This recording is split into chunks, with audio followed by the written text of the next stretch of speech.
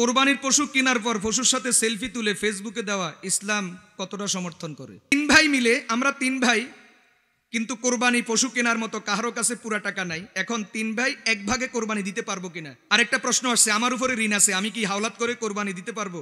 এখন আমার জন্য কোরবানি দেওয়া উত্তম নাকি ঋণ পরিশোধ করা উত্তম? আরেকটা প্রশ্ন, কোরবানির গরু যারা বানায়, কুড়া কাটার কাজে সহযোগিতা করে, জবাইয়ের কাজে সহযোগিতা করে, কিছু তো আছে প্রফেশনাল কসাই, আর কিছু আছে এমনি প্রফেশনাল কসাই না, কোরবানির দিন আসলে এগুলি করে, এদেরকে পারিশ্রমিক হিসাবে গরুর গোশত দেওয়া যাবে কিনা?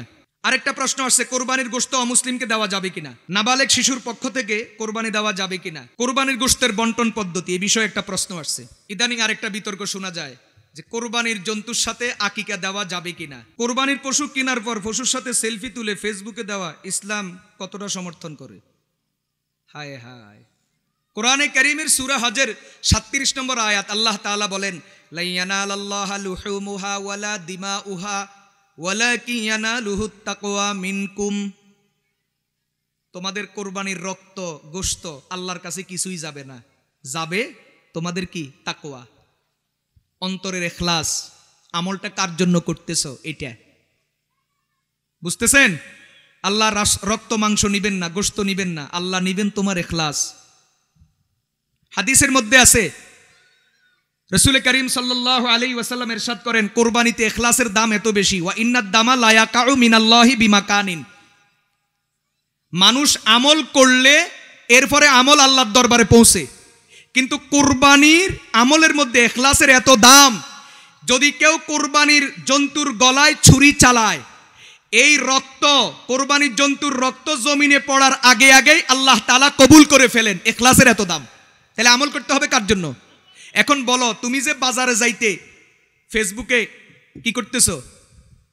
ফেসবুকে ছাড়তেছো তুমি বাজারে যাইতেছো, আবার বাজারে গিয়া গরুর লগে ছাগলের লগে কিনবো একটা, কিন্তু বাজারের বড় বড় গরু যা আছে সবগুলোর লগে খাড়াই খাড়াই ছবি তোলে, মানে এক গরু আরেক গরুর লগে খাড়াইছে। এটারে গরু বলা ছাড়া আর কিচ্ছু বলা যাবে না। এরপরে অনেকে তো আছে কিনেও না, শুধু দোকান বিক্রেতার সাথে একটু বাইল করে গরুর লগে খাড়ায় সেলফি তোলে আর ফেসবুকে লেখে এটা এত দাম, মানে হে বুঝাইতেছে সে কিনছে। আর গত বছর তো কোরবানির সময় এক ছাগলে সারা দেশের খাই দিছে, খেয়াল আসেনি আপনাদের? ওই যে সাদেক এগ্রোর ছাগল কাণ্ড, এনবিআর এর এক সরকারি কর্মকর্তা, এক সোরার ঘরের সোরার। এরপরে গরু কেনার পরে আবার সেলফি, গরু কেনার পরে আবার গরুরে সাজাইয়া আবার সেলফি, বাজারে বাজারে রাস্তাঘাটে আবার কি এটার শোডাউন, এটার প্রচারণা। এটা সম্পূর্ণ হারাম, এটা সম্পূর্ণ নাজায়েজ, এটা সুন্নাহ সম্মত আমল নয়। বোঝা যায় এই আমল আল্লাহর জন্য নয়, এটা মানুষকে দেখানোর জন্য। আবার দাম কত, দামও ফেসবুকে ছাড়ে। দাম প্রচারণার কি আছে? আল্লাহ কি জানেন না তোমার জানোয়ারের দাম কত? আবার এটা নিয়ে প্রতিযোগিতা হয়, বন্ধু বন্ধু প্রতিযোগিতা, বন্ধু বন্ধু ফাইট হয়, কাটটা সুন্দর কাটটার দাম বেশি। এটা সম্পূর্ণ নাজায়েজ কাজ, এটা সম্পূর্ণ নিজের খায়েশাত এবং নফসানিয়তের পূজা করা। এটা আল্লাহর জন্য নয়, এটা দুনিয়ার মানুষের বাহবা কামানোর জন্য, ধান্দাবাজি করার জন্য। অতএব খবরদার, কোন ধরনের জন্তুর ছবি আমরা কি করব না, ফেসবুকে দেব না। আমল আল্লাহর জন্য, আল্লাহ দেখছেন, আল্লাহর কাছে খবর পৌঁছবে, আল্লাহ দেখতেছেন। দুনিয়ার কেউ জানার দরকার নাই, দুনিয়ার কাউকে শোনানোর দরকার নাই। অতএব জন্তু কিনা থেকে শুরু করে জন্তু বাড়িতে লালন পালন করা, জন্তু জবাই করা, গোশত বন্টন করা, কোনো কিছুতেই ফেসবুকে কোনো ধরনের ছবি দেওয়া সম্পূর্ণ নাজায়েজ, হারাম, কবিরা গুনার অন্তর্ভুক্ত। এটা ইসলাম নয়। কথা বুঝতেছেন? আরেক ফ্যাশন বাইর হইছে আমাদের দেশে, এগুলা শহর বন্দরে বেশি, গ্রাম অঞ্চলে কম। কোরবানি উপলক্ষে টি শার্ট বাইর হয়, কোরবানি উপলক্ষে গেঞ্জি বাইর হয়, গেঞ্জির মধ্যে লেখা আছে একদিনের কসাই, গেঞ্জির মধ্যে লেখা আছে আরো বিভিন্ন রকম, আমার একটা খেয়াল আছে, বাকিগুলো খেয়াল নাই, বিভিন্ন স্লোগান লেখা থাকে। নাউজুবিল্লাহ, তুমি কসাই? কথা বলেন, তুমি কসাই? তুমি কেন নিজের এত ছোট করতেছো? কোরবানি কার জন্য দিচ্ছ? আল্লাহর জন্য দিচ্ছ, তো তোমার এই গেঞ্জি কেন? গেঞ্জির মধ্যে লেখা কেন? আবার কোরবানি উপলক্ষে গেঞ্জি বিক্রি কেন? এটা আরেক শয়তানি, আরেক ধান্দাবাজি। কোরবানি উপলক্ষে গেঞ্জি বিক্রি, কোরবানি উপলক্ষে গেঞ্জি ক্রয়, আর এই ধরনের গেঞ্জি গায়ে দিয়া আবার এটা কোনো জায়গাতে গ্রুপ আছে, সবাই এই ধরনের গেঞ্জি গায়ে দিয়া এরপরে গরুর লগে সেলফি তুলবো।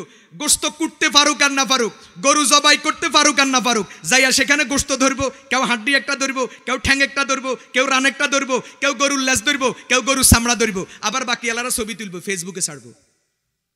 রকমের শয়তানি আর হারামি আমাদের দেশে হয়। কথা বুঝতেছেন? আরেকটা বলি, যেটা সবচেয়ে বড় ভয়ঙ্কর, সেটা হলো কোরবানি জবাই কইরা রক্তাক্ত ছুরি, রক্তাক্ত জামা, এটা ছবি তুলিও ফেসবুকে ছাড়ে। এটার মতো পাগল আর এটার মতো গাদা আল্লাহ দুনিয়াতে আর নাই। বলে কেন? এটা তো একদিকে শরীয়ত বিরোধী কাজ, না জায়েজ কাজ, আরেকদিকে তুমি তোমার ক্ষতি করতেছো। কেন? মনে করো তোমার লগে কারো দুশ্মনী আছে, এলাকাতে কোনো একটা দুর্ঘটনা ঘটছে, তোমার লগে এটার লগে কোনো সম্পর্ক নাই, একটা মানুষ মারা গেছে, একটা মানুষ খুন হয়েছে, তোমার লগে কোনো কি নাই, সম্পর্ক নাই। এখন তুমি যে ফেসবুকে ছবি ছাড়ছো, ওই যে ছুরিওয়ালা ছবি, রক্তওয়ালা ছবি, জামাওয়ালা ছবি যে তুমি ফেসবুকে ছাড়ছো, এতে 5 বছর পরে ছবি আর শাড়ি কইবে দেখছেন এই খুনি তো এই লোক। এরে ভাই, ফরে বিচার হইব, ফরে সত্য মিথ্যা বাইরিব, দোষীকে নির্দোষকে, কিন্তু এটা ছাড়লেই তো তোমারে ফতম নি জেলখানাত নি সানাইব বালা করি, কথা কয় না। আর যদি মাশাআল্লাহ তুমি যদি একটু নামাজি কালামি হও, তো এটা দিয়া তোমার জঙ্গির মামলা দিতে দেরি হবে না। কত বড় পাগল আর বেকুব! এই জন্য খবরদার, বিশেষ করে মাদ্রাসার ছাত্ররা, মাদ্রাসার তালেব ইলমরা, তোমাদেরকে বলি, বিশেষ করে খবরদার, কোন ছবি তোমরা ছাড়বা না। কারণ এদেশে দুশ্মনের অভাব নাই।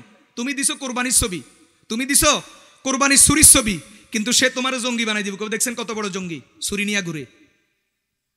কারণ এই দেশের দ্বীনের দুশ্মনেরা কোরবানির জন্তুর ছুরি, কোরবানি জবাইয়ের ছুরি, কোরবানির জন্তুর জবাইয়ের রক্ত, এটাকেও কি জঙ্গিবাদ হিসাবে, জঙ্গি হিসাবে, জঙ্গি কর্মকাণ্ড হিসাবে, সন্ত্রাসী কর্মকাণ্ড হিসাবে প্রচার করে। অতীতে এমন ঘটনা বাংলাদেশে বহু ঘটেছে। মাদ্রাসার, যেহেতু কওমি মাদ্রাসাগুলি বিশেষ করে কোরবানির সময় চামড়া কালেকশন হয়, কওমি মাদ্রাসাগুলো বিশেষ করে কোরবানির সময় ছাত্ররা বা হুজুররা গরু জবাই করে, ওই ছুরিগুলাকেও ছবি দিয়া ছাইরা দিছে, কয় যে অস্ত্রের গুদাম মাদ্রাসা, মাদ্রাসায় অস্ত্র পাওয়া গেছে। কত বড় হারামি! এজন্য সাবধান। ঈদের দিন রক্তমাখা ছুরি, রক্তমাখা জামার এর কোনো ছবি দেওয়া যাবে না, ফেসবুকে প্রচার করা যাবে না। কারণ একদিকে তো হারাম কাজ হইতেছে, 2 নাম্বার তুমি তোমার ভবিষ্যৎ অন্ধকার করতেছো। তোমার বিরুদ্ধে যদি কেউ এলাকাতে থাকে, কোনো এক সময় কোনো দুর্ঘটনা ঘটলে ছবিটা ছাড়ি প্রমাণ করে দিবে যে সন্ত্রাসী তুমি করছো, অথবা তোমারও জঙ্গি বানাই দিব। কথা বুঝতেছেন? আল্লাহ তাআলা বুঝার তৌফিক দান করুন। আচ্ছা, 3 ভাই মিলে, আমরা 3 ভাই, কিন্তু কোরবানি পশু কেনার মতো কারো কাছে পুরা টাকা নাই। এখন 3 ভাই 1 ভাগে কোরবানি দিতে পারবো কিনা? 3 ভাই মিলে, ওই যে যেটা একটু আগে বলছিলাম, 3 ভাই মিলে কিছু কিছু টাকা দিয়ে এক শরিকের পয়সা জোগাড় করলো, যেমন 15,000 বা 20,000 করে, তো একটা জন্তুতে শরিক হলো। এভাবে কোরবানি দিলে হবে কিনা? এটা আগে বলা হয়েছে বিস্তারিত, এই জন্য সংক্ষেপে বলি। এভাবে কোরবানি দিলে হবে না। কি করতে হবে? 3 ভাই এই টাকাগুলো একজনকে মালিক বানায়া দিতে হবে। উনি উনার নামে কোরবানি দিবে, কোনো শর্ত করা যাবে না। উনি উনার নামে কোরবানি দিবে, দেওয়ার পরে উনি ওই কোরবানির গোশত নিজেও খাইতে পারবে, চাইলে যারা তারে টাকা দিয়া কোরবানি দেওয়ার এই উপযুক্ত করে দিল, ওদেরকেও তিনি গোশতের ভাগ দিতে পারবে, খাওয়াইতে পারবে, কোনো অসুবিধা নাই। কিন্তু যদি আগে শর্ত করা হয় যে ভাই আমরা তোমার টাকা দিচ্ছি, তুমি কোরবানি দাও তোমার নামে, আমাদেরকে কিন্তু গোশতের ভাগ দিবে, তাহলে কোরবানি হবে না। আরেকটা প্রশ্ন আসছে, আমার উপরে ঋণ আছে, আমি কি হাওলাত করে কোরবানি দিতে পারবো? এখন আমার জন্য কোরবানি দেওয়া উত্তম নাকি ঋণ পরিশোধ করা উত্তম? কথাটা ভালো করে শুনেন। একটা হলো আপনি আগ থেকে ঋণী, আগ থেকে কি ঋণী, ঋণ পরিশোধ কি ফরজ? বলেন, ঋণ পরিশোধ কি ফরজ? কি পরিমাণ ফরজ? আল্লাহ রসুল সাল্লাল্লাহু আলাইহি ওয়াসাল্লাম কারো জানাজায় গেলে, হাদিস শরীফে আছে, আগে জিজ্ঞাসা করতেন এই লোক কি ঋণী আছে? যদি বলতো হ্যাঁ এই লোকটা ঋণী, তো জিজ্ঞাসা করতেন পরিশোধের ব্যবস্থা আছে? যদি বলতো হ্যাঁ আছে, তো নবীজি জানাজা পড়তেন। আর যদি বলতো এই লোকের ঋণ আছে, ঋণ পরিশোধের কোনো ব্যবস্থা নাই, সম্পদ টম্পদ কিচ্ছু রাখি জানো, পরিশোধের ব্যবস্থা নাই, অথবা সম্পদ যা আছে দেনার পরিমাণ তার চেয়েও বেশি, ঋণের পরিমাণ তার চেয়েও বেশি, তো নবীজি বলে দিতেন সাল্লু আলা আখিকুম, জানাজা তোমরা পড়ো, আমি যাইগা।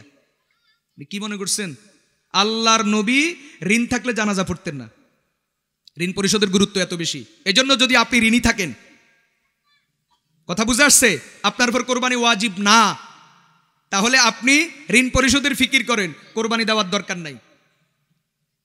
হ্যাঁ আপনি ঋণী আছেন, তবে আপনার কাছে সম্পদ এই পরিমাণ আছে, ঋণ পরিশোধ করলেও কি কোরবানি দিতে পারেন, আপনার উপর কোরবানি ওয়াজিব, তাহলে সেই ক্ষেত্রে ঋণ পরিশোধও করবেন। এখন পারেন, পরে পারেন, আস্তে আস্তে পরিশোধ করবেন, কোরবানিও ঠিক রাখবেন। আরেকটা হলো না, আপনি কোনো ঋণই নাই, তবে আপনার উপর কোরবানি ওয়াজিব না, আপনি কিনা, ঋণী না, কারো কাছে দেনা নাই, তবে আপনি মোটামুটি চলছে আর কি, সংসার কোনো রকম টানা খিসাই চলে, কোরবানি আপনার উপর ওয়াজিব না। তাহলে সেই ক্ষেত্রে আপনি হাওলাত নিয়া কোরবানি দিলে যদি আপনার এই বিশ্বাস থাকে আপনি খুব সহজে এটা আপনি পরিশোধ করতে পারবেন, তাহলে সেই ক্ষেত্রে আপনি চাইলে হাওলাত নিয়া কোরবানি দিতে পারবেন, অসুবিধা নাই। কথা বুঝতেছেন? আল্লাহ তাআলা বুঝার তৌফিক দান করুন। আরেকটা প্রশ্ন, কোরবানির গরু যারা বানায়, কুড়া কাটার কাজে সহযোগিতা করে, জবাইয়ের কাজে সহযোগিতা করে, কিছু তো আছে প্রফেশনাল কসাই, আর কিছু আছে এমনি প্রফেশনাল কসাই না, কোরবানির দিন আসলে এগুলি করে, এদেরকে পারিশ্রমিক হিসাবে গরুর গোশত দেওয়া যাবে কিনা, এই ব্যাপারে পরিষ্কার মাসআলা। কোরবানির জন্তুর কাজে যারা সহযোগিতা করবে শরিকের বাহিরে, একটা তো ধরেন আমরা 7 শরিক বা 5 শরিক, 5 ঘর থেকে 5 জনে কাজ করলো, নিজের কাজ নিজে করলাম, এখানে তো পারিশ্রমিক নেই। কিন্তু অতিরিক্ত যদি অন্য কোনো লোকের সহযোগিতা নিতে হয়, তাহলে সেই ক্ষেত্রে ওই লোকের সাথে আগে কথা বলে নিতে হবে, আপনি যে আঙ্গ গরু বানাই দিবেন, গরুর কাজে সহযোগিতা করবেন, আপনাকে কত দিতে হবে পারিশ্রমিক, 500, 1000 যা বলে সেটা দিবেন। দেওয়ার পরে এরপরে আপনি যদি তাকে কি দেন, গোশত দেন, 1 কেজি 2 কেজি যা দেন, তাহলে কোনো অসুবিধা নাই, কোরবানিও ঠিক, গোশত দেওয়াও ঠিক, নেওয়াও ঠিক, সওয়াব হবে। কিন্তু আপনি তাকে পারিশ্রমিক মোটেও দেন নাই, এর বিনিময়ে গোশত দিয়া দিয়েছেন 2 কেজি, 2 কেজি গোশতের দাম 2000 টাকা, অথবা আপনি তাকে পারিশ্রমিক যা দেওয়া দরকার তা দেন নাই, কিছু কম দিয়েছেন, যেটা কম দিয়েছেন ওইটার বিনিময়ে গোশত দিয়ে ফসাইয়া দিয়েছেন, তাহলে এটা নাজায়েজ, কোরবানি সহি হবে না। কথা বুঝতে পারছেন? আরেকটা কথা বলি, এই প্রসঙ্গে মনে আসছে, কোরবানির জন্তু নিজে জবাই করা সুন্নত, নিজের হাতে জবাই করা কি সুন্নত। এখন জবাই করতে হলে কি করা লাগে? ছুরি চালানোর মতো শক্তি লাগে, জবাই করতে হলে সাহস লাগে, কথা কয় না? গরু হুঁত করে উঠলে হাতে 1 লাফে 13 হাত, এই বেড়ারা দিয়া জবাই করার দরকার নেই, মানুষ জবাই করব। তাহলে গরু জবাই করতে কি লাগে বলেন? সাহস লাগে, শক্তি লাগে, জোর দিয়া ছুরি চাপতে হয়, চালাইতে হয়, এরপরে কমপক্ষে 3 রড কাটতে হয়, বুঝেন নাই কথা? এরপরে কি করতে হয়? বিসমিল্লাহ পড়ে জবাই করতে হয়, আর যিনি জবাই করবেন তিনি মুসলমান হতে হয়। এখন যদি কেউ জবাই করতে না পারে, তাহলে জবাইয়ের সময় উপস্থিত থাকবে। জবাইয়ের সময় কি? যদি পুরুষ হয়, শর্ত কি? যদি পুরুষ হয়, হ্যাঁ, যদি মহিলা হয়, জবাইয়ের সময় উপস্থিত থাকতে গেলে যদি পর্দার লঙ্ঘন হয়, তাহলে উপস্থিত থাকলে গুনাহ হবে, খবরদার উপস্থিত থাকার দরকার নাই। এখন কথা হলো, এই যে 5 শরিক 6 শরিক যারা কোরবানি দিচ্ছে, এদের মধ্যে কেউ জবাই করতে জানে না, জবাই করবে কে? মসজিদের হুজুর, মসজিদের ইমাম, মুয়াজ্জিন, মাদ্রাসার হুজুর। তাহলে যারে দিয়া জবাই করাইবেন, আপনি মাদ্রাসায় চামড়া দেন না দেন, মসজিদে চামড়া দেন না দেন, সেটা আপনার ব্যাপার, সেটা আলাদা হিসাব। কিন্তু যারে দিয়া জবাই করাবেন, তার মানে আপনি আপনার কাজ আরেকজনকে দিয়া করাইছেন, তাকে অবশ্যই হাদিয়া দিবেন, তাকে অবশ্যই কি দিবেন? হাদিয়া দিবেন। এই ক্ষেত্রে যদি তিনি বলে, মুখ খুলি যদি বলে আমারে এত টাকা দিতে হবে, সেটাই দিবেন। কথা বুঝে আসছে? এটা তার পারিশ্রমিক, এটা তার বিনিময়, সে আপনার জন্তু জবাই করে দিয়েছে, না হয় আপনারটা আপনি করেন। কথা বুঝে আসছে? আল্লাহ তাআলা বুঝার তৌফিক দান করুন। আরেকটা প্রশ্ন আসছে, কোরবানির গোশত অমুসলিমকে দেওয়া যাবে কিনা? কোরবানির গোশত অমুসলিম প্রতিবেশীকে দিতে কোনো অসুবিধা নাই, দিতে পারবেন। কথা বুঝে আসছে? নাবালেগ শিশুর পক্ষ থেকে কোরবানি দেওয়া যাবে কিনা? নাবালেগ শিশু যার মাল আছে, এরকম বহু সন্তান আছে, বাবা মারা গেছে, বাবার অনেক সম্পত্তি, তো বালেগ ভাইয়েরা, বালেগ ওয়ারিসরা যেরকম ভাগ পাইছে, সেও তো ভাগ পাইছে। নাবালেগ এরকম যদি সম্পদশালী কোনো নাবালেগ যদি থাকে, তার উপর কোরবানি ওয়াজিব নয়, তার পক্ষ থেকে সেও কোরবানি দিবে না, এবং তার অভিভাবক যারা, তারাও কি দিবে না? কোরবানি দিবে না। হ্যাঁ, যেই বছর সে বালেগ হয়ে যাবে, তখন থেকে নিয়মিত হিসাব করে সামনের দিকে সারা জীবন কি করবে? কোরবানি দিবে ইনশাআল্লাহ। কোরবানির গোশতের বন্টন পদ্ধতি, এই বিষয়ে একটা প্রশ্ন আসছে। কোরবানির গোশত দাঁড়ি পাল্লায় তুলে তুলে কি করতে হবে? মেপে মেপে ভাগ করতে হবে। গোশত, হাড্ডি, জিব্বা, কলিজা, কথা বুঝে আসছে? মোটামুটি যেগুলো পাল্লায় তোলা যায় আর কি, সব আবার পাল্লায় তুলতে গেলে তো হয় না, কিছু আছে এত ছোট জিনিস, যেমন মগজ কি পাল্লায় তুলতে পারবেন? মোটামুটি যেটা পাল্লায় তোলা যায়, পাল্লায় তুলে তুলে মেপে মেপে সমান করে করে বন্টন করতে হবে, এটা ওয়াজিব। অনুমান করে, আন্দাজ করে, চোখের আন্দাজে, পাল্লায় না তুলে এভাবে যদি বন্টন করা হয়, এটা জায়েজ হবে না, শুদ্ধ হবে না। সামর্থ্য থাকা সত্ত্বেও যদি কেউ কোরবানি না করে, তাহলে তার করণীয় কি? তার কি গুনাহ হবে?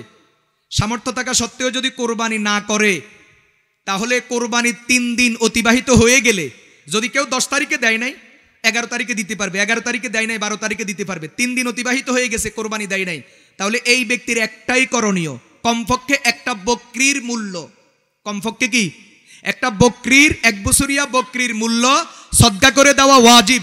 যদি এটাও না করে, কোরবানিও দেয় নাই, কোরবানির দিন অতিক্রম হয়ে গেছে, একটা বকরির মূল্য সদকা করে নাই, তাহলে এই ব্যক্তি চরম গুনাহগার হবে, ওয়াজিব তরকের গুনাহগার হবে। আল্লাহ তাআলা আমাদেরকে হেফাজত করেন। মোটামুটি এই কয়েকটা বিষয়ে প্রশ্ন আসছে। আচ্ছা,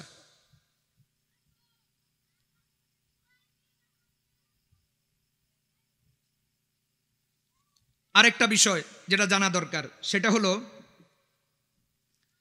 ইদানিং আরেকটা বিতর্ক শোনা যায় যে কোরবানির জন্তুর সাথে আকিকা দেওয়া যাবে কিনা। কেউ কেউ বলে কোরবানির জন্তুর সাথে আকিকা দেওয়া যাবে না। এটা একটা বেহুদা বিতর্ক। প্রথম কথা হলো, আকিকার কথা শুনেন, 7ম দিন, যেদিন বাচ্চা জন্মগ্রহণ করেছে, 7ম দিনে আকিকা দেওয়া সুন্নত। কোন দিনে?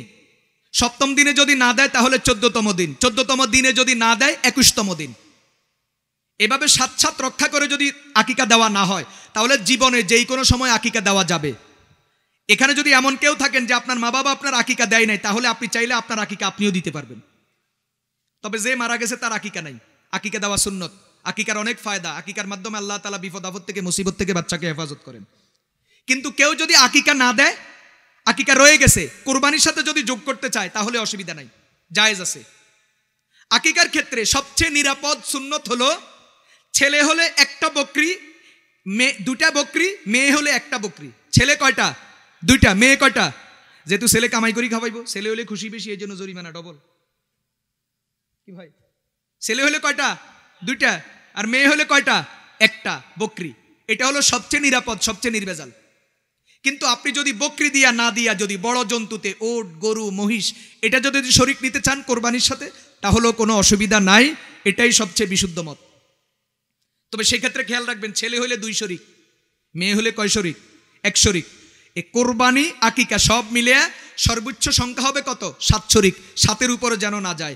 এই নিয়ম রক্ষা করে আকিকায় অংশগ্রহণ করলে কোনো অসুবিধা নাই, ইনশাআল্লাহ সওয়াবও হবে, আকিকাও আদায় হবে। আল্লাহ তাআলা আমাদের সকলকে বুঝার তৌফিক দান করুন। ওয়া আখিরু দাওয়ানা আনিল হামদুলিল্লাহি রাব্বিল আলামিন। আসসালামু আলাইকুম ওয়া রাহমাতুল্লাহি ওয়া বারাকাতুহু।